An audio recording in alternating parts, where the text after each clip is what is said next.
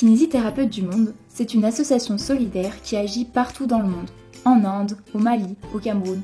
Mais Kiné du Monde, c'est également des missions en France, à Chambéry, à Grenoble, à Paris, à Brest, à Rennes, enfin près de chez toi, et ça tu l'as bien compris.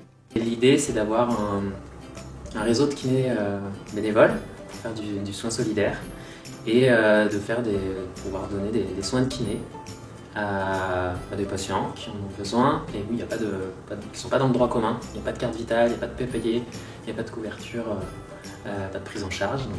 Plus de 90% de nos patients sont des migrants. Arrivé ici en France, je n'avais pas encore mes droits, je n'avais pas encore la sécurité sociale, ni l'assurance maladie, donc c'était un peu compliqué de me pouvoir prendre en charge, quoi. Comment ça se passe? Tout simplement. Donc la plupart du temps, ce sont nos médecins de la passe qui voient les personnes en consultation. Et il peut y avoir un besoin de kiné identifié, que ce soit des besoins mais tout à fait classiques, de lombalgie, de traumatologie parce qu'il y a une entorse de cheville ou autre.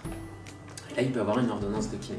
Et le problème après, c'est qui aller voir avec ces kinés. Et du coup, c'est pour ça qu'il y a ce réseau qui est identifié. Là, on est 10-12 kinés en Savoie. Donc, ils m'ont orienté vers la passe. Tout de suite, j'étais pris, on a pris un rendez-vous dans la semaine. Il y avait les kinés, les infirmiers qui étaient présents. On a fait des analyses et tout. Ils m'ont dit, bon, actuellement, c'est difficile de trouver un docteur. Elle m'a dit, bon, en attendant, bon, on connaît un kiné qui est très super, qui peut t'accompagner et tout. Et de là, voilà, ils m'ont orienté vers quelqu'un. Alors souvent, c'est par mail. Le kiné nous propose un rendez-vous. Nous, infirmières, on va vraiment accompagner la personne. C'est-à-dire qu'on va prendre le rendez-vous. Moi, j'essaye toujours de prendre le rendez-vous avec la personne à côté. Et puis, on va regarder ensemble le plan. On va l'aider à voir, est-ce qu'il peut y aller à pied? Est-ce qu'il faut prendre un bus? Auquel cas, lequel? Pour aller faire les soins de kiné dans ce qui ressemble le plus possible aux soins classiques, c'est des prises en charge complètement classiques.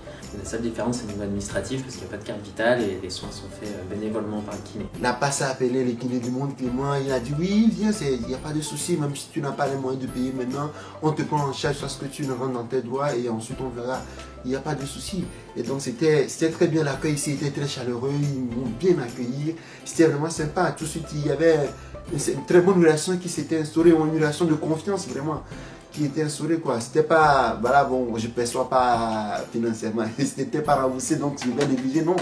J'étais pris au même titre que les autres patients qui venaient et ils étaient vraiment à l'écoute, quoi. Voilà. Non seulement que on traitait vraiment le côté physique, mais aussi le côté moral.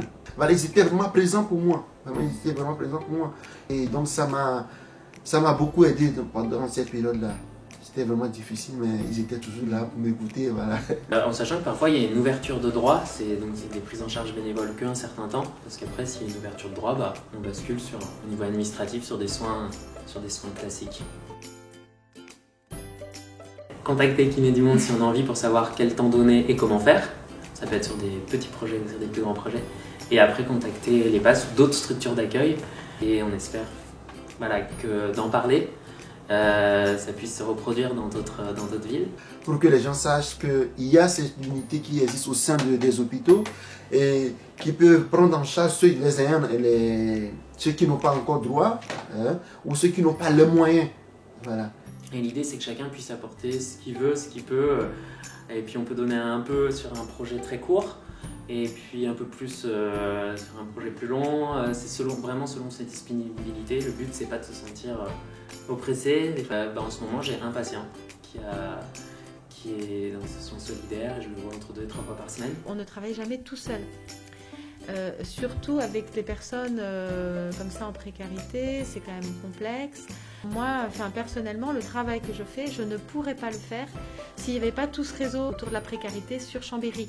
C'est des prises en charge, des soins solidaires qui sont vraiment chouettes parce qu'on apprend sur l'autre, sur l'être humain, sur éventuellement d'autres cultures. Comment ça se passe? Tout simplement.